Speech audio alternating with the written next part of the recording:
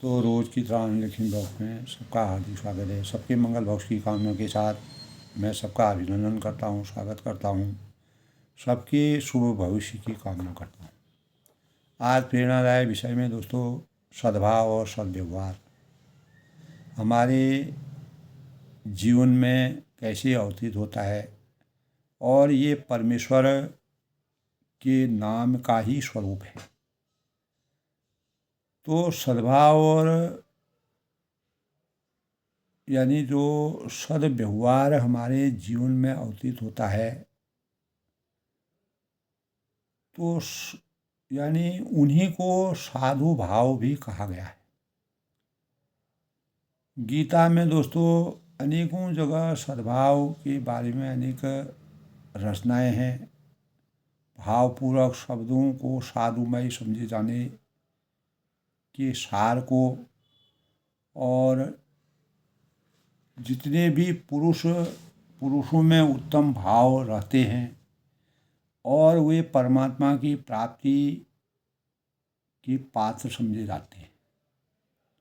अतः प्राप्ति के लिए होने वाले जो सद्भाव हमारे अंतःकरण में आते हैं तो सद्भाव का अर्थ है प्रेम, हित के भाव, शुभ चिंता, चेतना और वृत्ति, यानी अनेक प्रकार के जो राग है, द्वेष है, कपट है, भ्रम है, जाल है, इन सब से रहित जीवन ही के विचार जो हमारे जीवन में आते हैं वही सद्भाव और सद्विचार कहलाते हैं।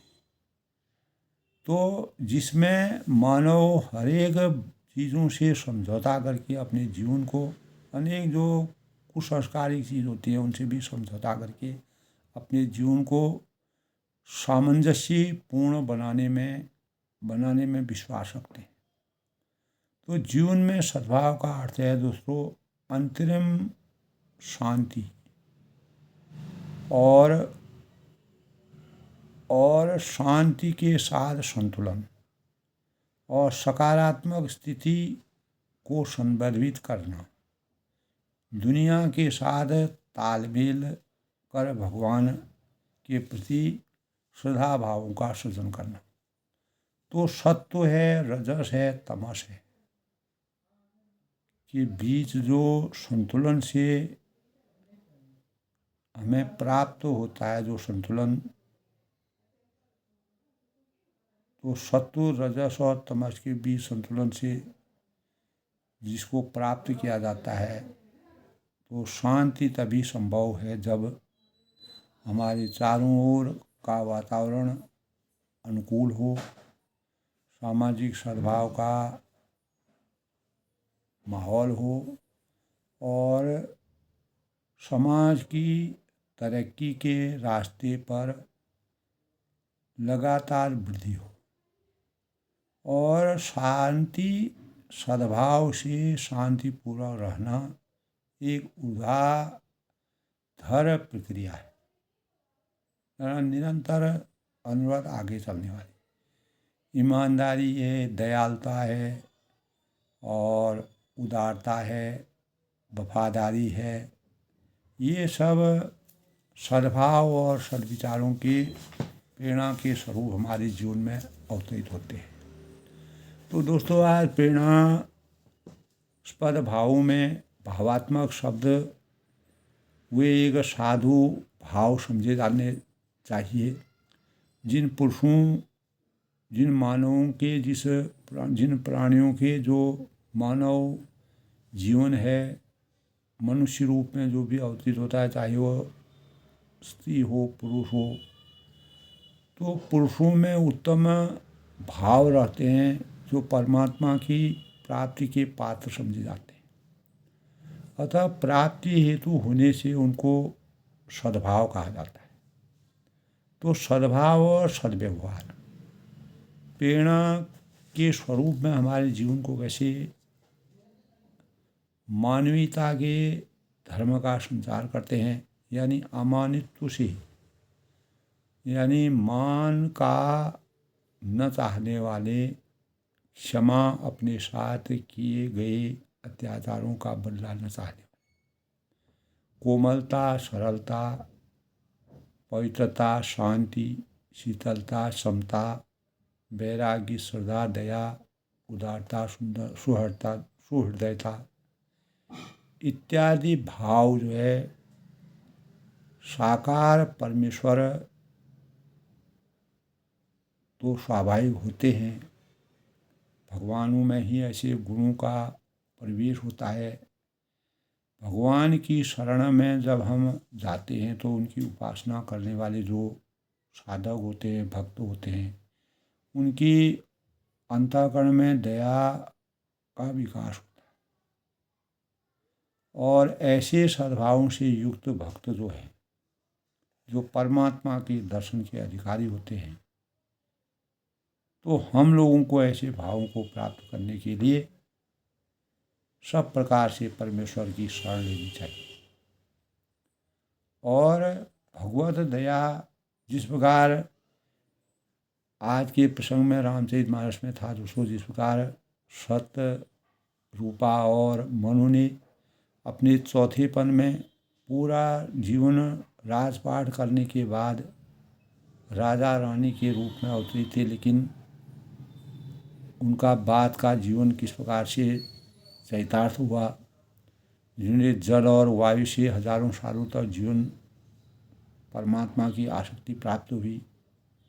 तो भगवान ने इस सृष्टि को संजो कर रखने के लिए उन्हीं के माध्यम से, जिन्होंने सृष्टि के सृजन की शुरुआत की थी, उन्हीं के माध्यम से भगवान की वास्तविक शक्ति का संचार, मानव चेतना को जगाने के भावों का, जो सात्विक भावों के लोग होते हैं, जो परमात्मा की आसक्ति पर विश्वास रखते हैं, तो वह आज भी दोस्तों, आज के परिवेश में भी लोगों का मन बदला है, चिंतन बदला है, लेकिन जो दृश्यमान हमको दिखता है उसके लिए हम ऐसे ही भावुक हो जाते हैं। तो ऐसे सद्भावों से युक्त भक्त परमात्मा के दर्शन के अधिकारी होते हैं। तो हम लोग दोस्तों ऐसे भावों को प्राप्त करने के लिए सब प्रकार से परमेश्वर की शरण लेनी प्रत्येक मानव को चाहिए। तो भगवान दया से जिस मनुष्य में इस प्रकार के सद्भाव हमारे अंतःकरण में विराजमान हो जाते हैं, और कुछ गुण हमारे अंदर जन्मजात आते हैं, कुछ हम सामाजिक परिवेश से सीखते हैं, कुछ अपने सहयोगियों से सीखते हैं, और कुछ अपने माता पिता से सीखते हैं, कुछ गुरुजनों से सीखते हैं, और कुछ सामाजिक परिवेश से सीखते हैं, कुछ अपने साथियों के, जिनके साथ हम निरंतर जीवन यापन करते हैं। तो कोई ना कोई हमारा जीवन, एक ही साथ पढ़े हुए विद्यार्थी जो है, उसमें एक विद्यार्थी विलक्षण प्रतिभा का निकल जाता है, वो आगे बढ़ जाता है, भगवान की आसक्ति उसके पर हो जाती है, धर्म अर्थ काम मोक्ष की पराकाष्ठा से सुसज्जित हो जाता है। तो सद्भाव और सद्व्यवहार उसके जीवन में चरितार्थ कर जाते हैं। तो विद्या और बुद्धि का सृजन उसके अंतःकरण में होने से विवेक की जागृति होती है। तो भगवत दया से जिस मनुष्य में उपयुक्त सद्भाव आ जाते हैं, उसके आचरण भी सत्य होते हैं, क्योंकि यानी जो सदाचार में विश्वास करते हैं, सद्भाव हेतु जो बताए गए, जो एकदम पुरुषोत्तम भगवान रामचंद्र जी, भगवान श्री कृष्ण हैं, तो अनेक प्रकार के देवी देवताओं से हमें, और आज के प्रसंग में जैसे मनु और शत्रुपाल अपने जीवन को कैसे हजारों सालों तक ये पैर पर खड़े रहे, भगवान के साक्षात दर्शन हुए, उनको वरदान मांगने के लिए कहा, लेकिन उन्होंने कहा कि धर्म अर्थ काम मोक्ष के अनुसार भगवान का साक्षात दर्शन करना, यही हमारे जीवन की चौथेपन की सबसे बड़ी पराकाष्ठा है। मोक्ष की प्राप्ति वो करना चाहते थे।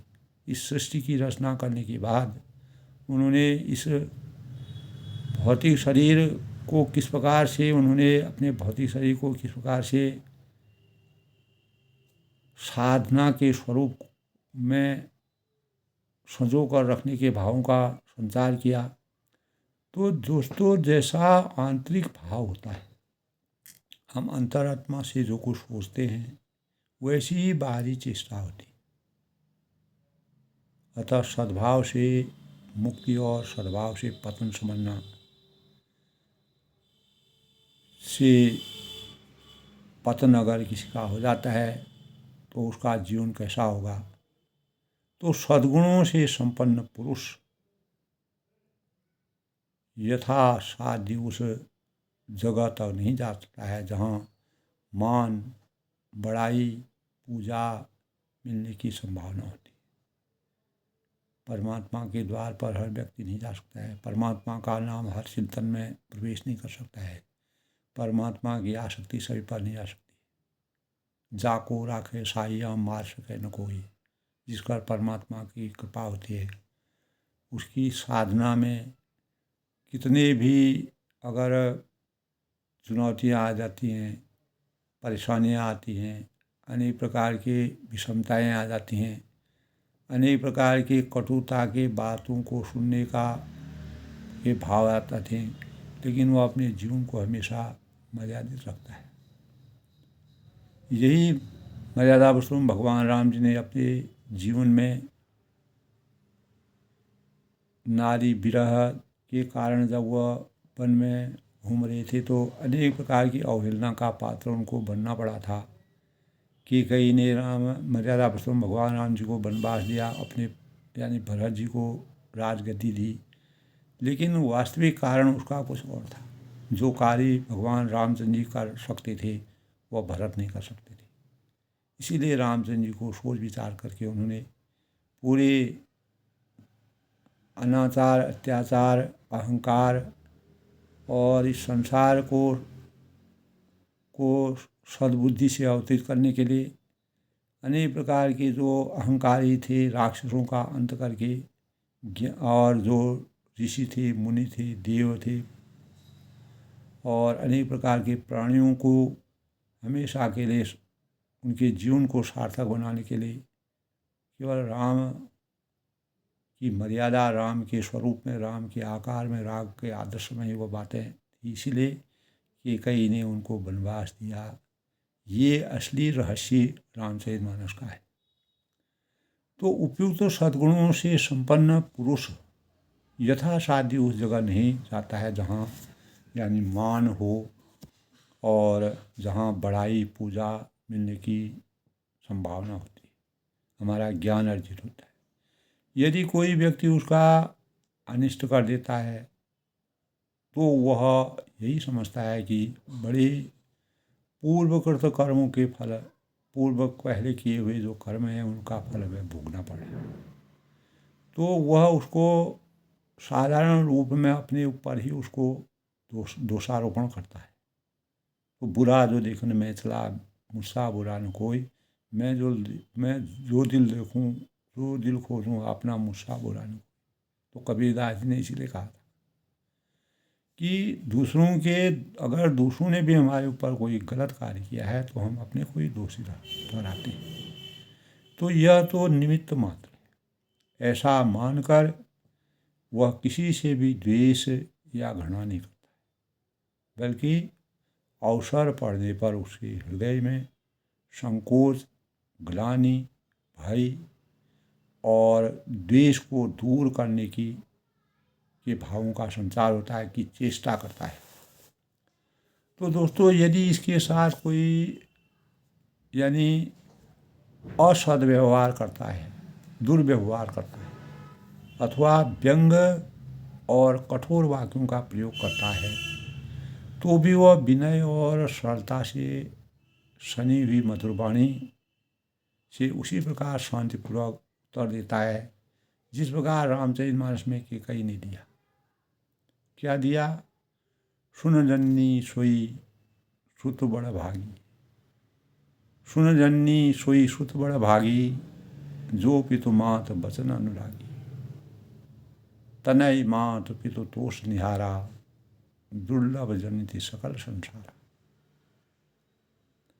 मुनिगण मिलन विशेष बनो, सबहि भांति हित मोर, नहीं मह पितु आयसु बहुरी संबर जननी तूर।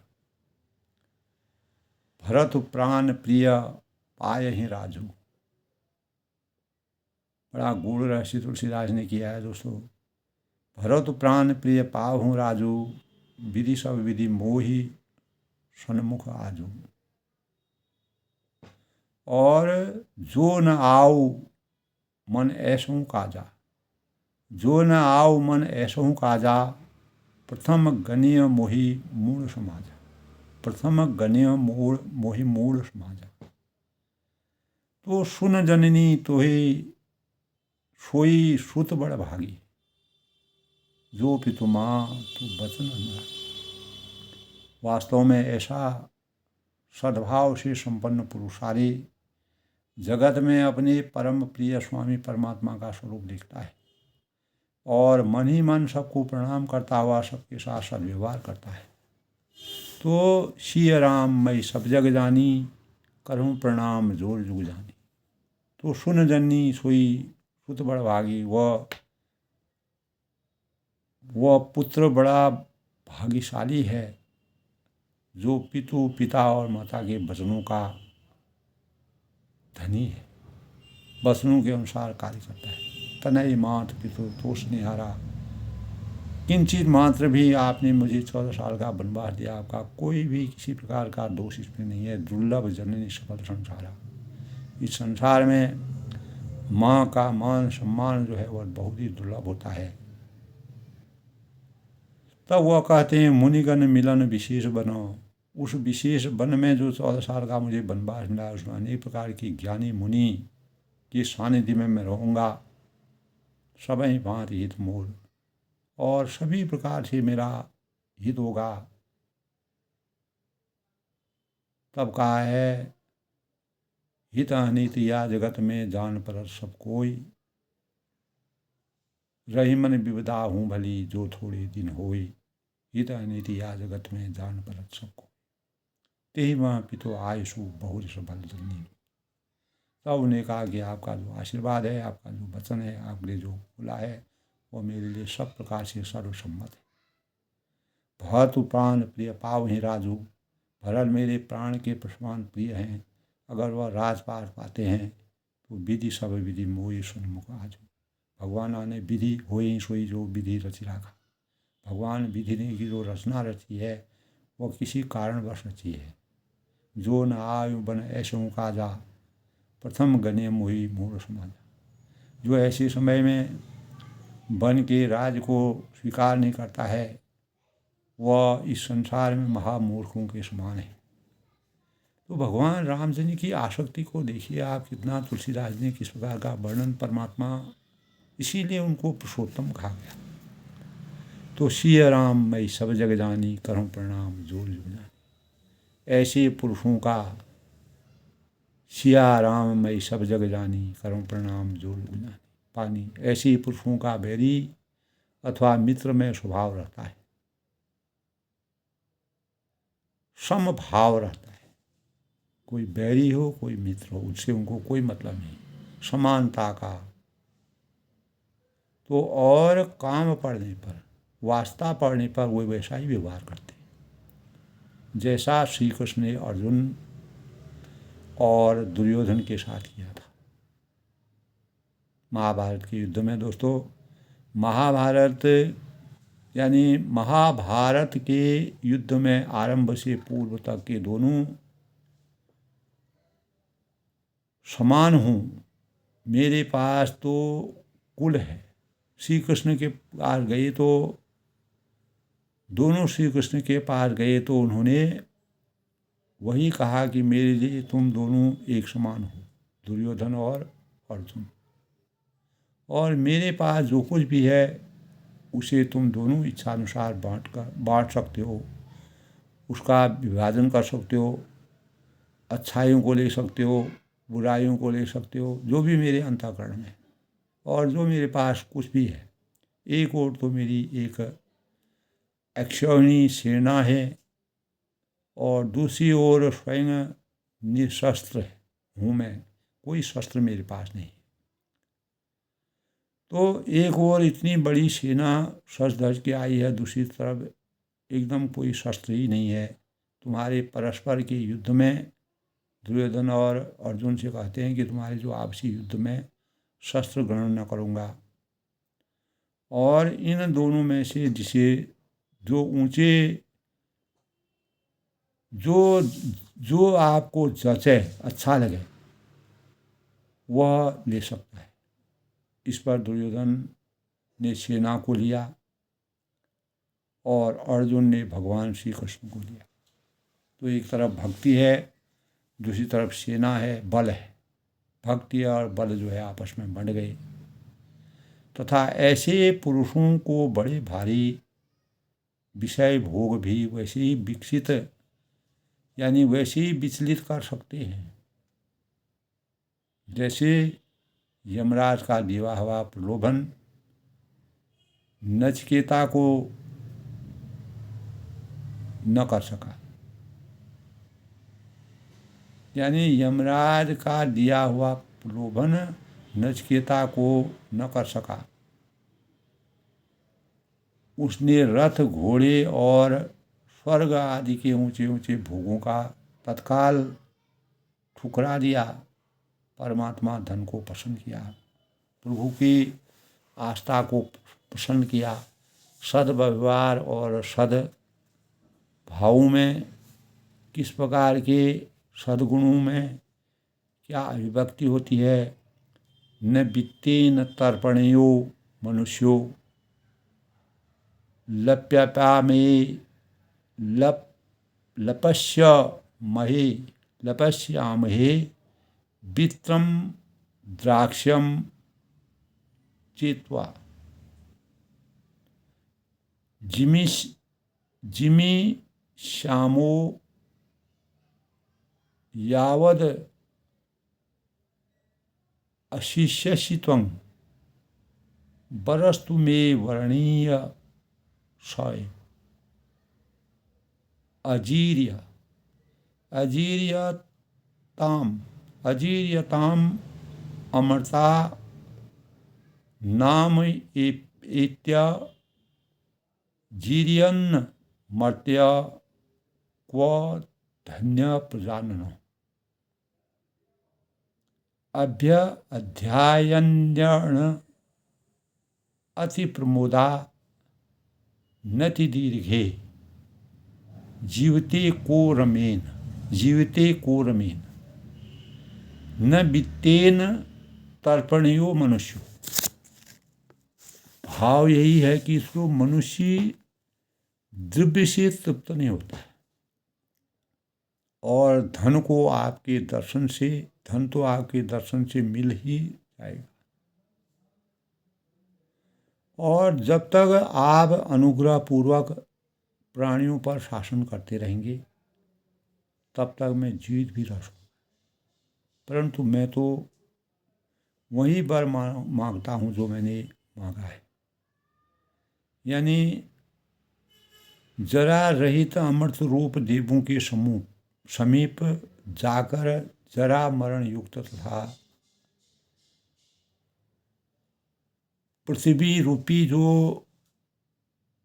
अधस्थान में स्थित रहा हुआ कौन पुरुष अनित्य वस्तु को चाहेगा। रूप है, कीड़ा है और उससे उत्पन्न होने वाले जो सुख को अनित्य जानकर कौन पुरुष लंबी आयु से संतुष्ट होगा।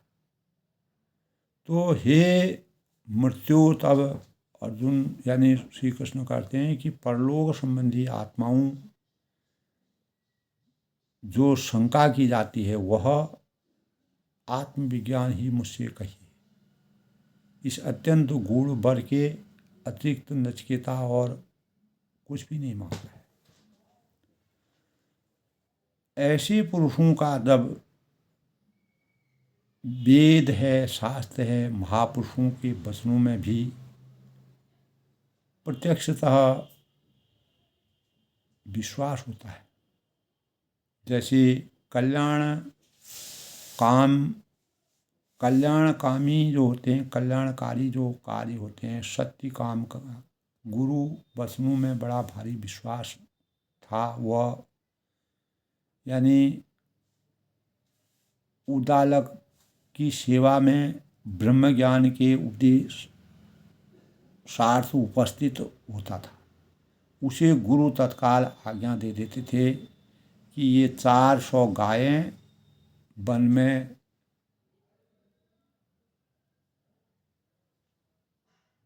जाओ और पूरी 1000 होने पर वापस ले जाना। तो अपनी दृढ़ श्रद्धा और गुरु प्रसाद के कारण सत्यकाम वन में आत्मज्ञान प्राप्त कर प्रतिगति हो जाता है। अतः अत्यंत निष्ठुरता और निर्दयता व्यवहार करने वाले साधी उत्तम पुरुष उदारता, दया, सुहृदयता का बर्ताव करते हैं। इस संबंध में भक्त ने अनेक प्रकार की प्रेरणा दी है। इसी के परिणाम स्वरूप सबके मंगल भविष्य की कामना के साथ दोस्तों, राम में सब जग जानी, करूं प्रणाम जोर जुग जानी। तो जिस पुरुष में उत्तम भाव रहते हैं वे परमात्मा की प्राप्ति के पात्र समझे जाते हैं। अतः प्राप्ति हेतु होने से उसको सद्भाव कहा गया है। तो आज दोस्तों, सद्भाव और सद्व्यवहार की पराकाष्ठा से हमें सुसज्जित होना चाहिए।